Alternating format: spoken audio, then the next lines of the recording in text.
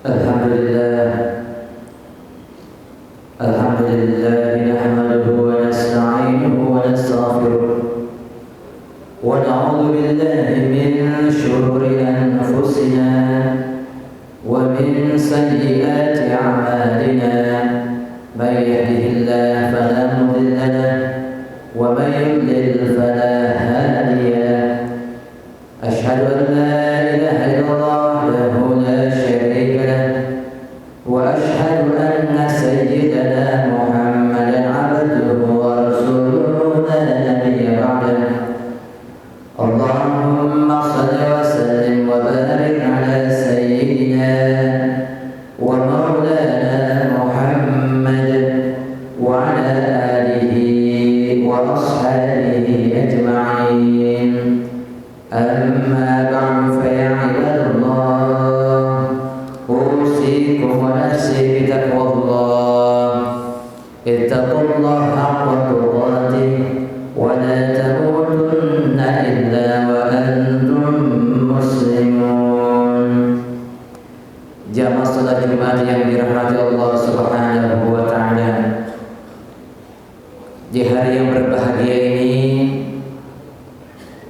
tentunya usia kita semakin bertambah dari hari ke hari, dan siokianya lah kita ini seiring dengan bertambahnya usia, maka bertambah pula kedekatan kita kepada Allah dan ketakwaan kita kepada Allah Subhanahu wa taala. Oleh karena itu, di hari yang berbahagia ini, mari sama-sama kita mengingatkan diri kita untuk senantiasa meningkatkan ketakwaan dan ibadah kita kepada Allah Subhanahu wa taala, berpegang teguh kepada Al-Qur'an dan sunnah Rasulullah sallallahu alaihi wasallam, dan tak lupa pula mari kita ikuti jejak daripada guru-guru kita, jejak daripada para ulama, para habaib, para kiai yang telah membimbing kita. Mudah-mudahan dengan sebab itulah Allah turunkan rahmat, maghfirah, pertolongan kepada kita semua. Amin ya rabbal alamin. Jamaah salat Jumat yang dirahmati Allah Subhanahu wa taala. Sayyid Sabiq pernah menulis dalam bukunya, dan kalimat ini ia tulis di dalam pengantarnya. Apa isi tulisan yang ia tulis? Isi tulisannya adalah Nabi kita Nabi Muhammad sallallahu alaihi wasallam membawa ajaran yang suci, membawa agama yang suci, membawa syariat yang bersih dan juga komprehensif, lengkap. Dan ini juga menjadi tujuan daripada risalah Islam, bahwa tujuannya adalah untuk membersihkan dan menyucikan jiwa kita semua, baik itu yang hubungannya hablum minallah maupun yang hubungannya hablum minan nas. Jamaah salat Jumat yang dirahmati Allah Subhanahu wa taala, sehingga bersih dan suci dalam pandangan agama Islam menjadi sesuatu yang sakral, sesuatu yang penting. Sehingga kemudian dalam kajian-kajian agama Islam, konsep bersih dan suci pun juga tidak luput dari pembahasannya. Setidaknya ada 3 kalimat atau 3 kata yang sering digunakan terminologi ini di dalam kajian-kajian ajaran Islam. Kalimat yang pertama adalah an-nazafah.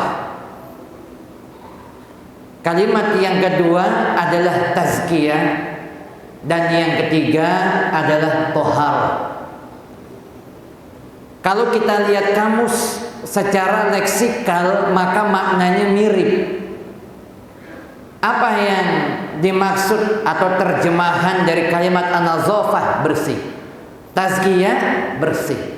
Toharoh juga bersih. Tetapi apakah ketiga terminologi ini memiliki kesamaan maksud? Maka tentunya berbeda. Apa perbedaan dari ketiga maksud ini? Maksud kalimat ini. Yang pertama, an-nazafah lebih ditekankan maksudnya kepada sesuatu yang fisik. Kebersihan, kesucian yang dimaksudkan yang bersifat fisik. Sebagai contoh, sebelum kita melakukan sholat, maka diwajibkan diri kita harus bersih. Baik itu badan kita, baik itu pakaian kita, maupun tempat sholat kita. Dan ini adalah an-nazafah. Seorang ibu-ibu di rumah yang setiap hari tugasnya membersihkan rumah, maka ibu-ibu ini an-nazafah. Ya. Kita buang sampah pada tempatnya. Janganlah engkau buat kotor. Ada sampah, buanglah pada tempatnya. Maka buang sampah ini bagian daripada an-nazafah. Sehingga dalam hadis Nabi kita, Nabi Muhammad SAW, an-nazafatu minal iman, kebersihan sebagian daripada iman. Ada yang protes, Pak Ustadz, itu kan hadis tersebut dhaif. Betul tidak Pak Ustadz? Betul. Para ulama juga meyakini ya, bahwa hadis an-nazafatu minal iman ya dhaif, tetapi maknahu sahihun. Maknanya benar, maknanya sesuai. Kenapa? Sebab tidak bertentangan dengan hadis atau dalil-dalil yang lain. Ya, sebagai contoh ada hadis sahih yang lain yang berbunyi innallaha yuhibbul jamal, innallaha jamilun, yuhibbul jamal. Sesungguhnya Allah itu indah, ya, dan iya Allah mencintai keindahan. Dan hadis ini hadis sahih. Ya. Lalu yang kedua, kalimat yang kedua adalah tazkiyah, yang artinya juga bersih atau suci. Nah, kalimat ini digunakan untuk yang sifatnya non fisik. Kalau an-nazafah yang sifatnya fisik bisa dilihat mata, bisa disentuh, bisa diraba. Tapi untuk tazkiyah ini sifatnya non fisik. Sehingga dalam Al-Quran dijelaskan, a'udzubillahi minasyaitonir rajim, bismillahirrahmanirrahim. Qad aflaha man tazakka wa dzakara asma rabbih fasalla. Sungguh telah beruntung orang-orang yang membersihkan dirinya, yang membersihkan jiwanya. Wa dzakara asma rabbih fasalla, dan kemudian dia ingat kepada Allah, dia ingat kepada Tuhannya. Ya, maka kemudian ia mendirikan sholat. Nah, tazkiyah yang dimaksud di sini adalah yang bersifat non fisik, yang hubungannya kepada hati manusia. Dalam Al-Quran ada bi dzikrillah tatmainnul qulub, di mana kita diperintahkan oleh Allah Subhanahu wa taala untuk memperbanyak zikir agar hatimu menjadi tenang. Ya, kita diperintahkan untuk bersifat sabar, diperintahkan untuk ikhlas. Itulah kenapa dalam salat ada yang namanya niat. An-niyatu ya fil qalbi, niat itu tempatnya di dalam hati. Ya. Nah, mereka yang tidak berzikir, mereka yang tidak membersihkan hatinya ya dari sifat-sifat yang tercela, ya, maka sebagaimana yang dijelaskan oleh Al-Imam ya Tabari dalam tafsirnya, maka yang pertama dirinya akan menjadi tidak tenang ya dalam hidupnya. Ia akan gelisah. Lalu yang kedua, bahwa orang yang tidak membersihkan dirinya, ia akan hidup dalam kemaksiatan yang jauh dari Allah Subhanahu wa taala. Ya, sehingga yang kedua ini tazkiyah atau yang kita kenal dengan tazkiyatun nufus juga menjadi sesuatu yang penting. Lalu kalimat yang ketiga adalah kalimat tohar. Dan kalimat tohar ini kalimat yang lebih universal, yang mencakup keduanya, baik itu an-nazafah maupun tazkiyah. Sehingga ketika kita belajar fikih ya, dalam bab yang pertama kita akan menjumpai dengan bab adalah babut toharah.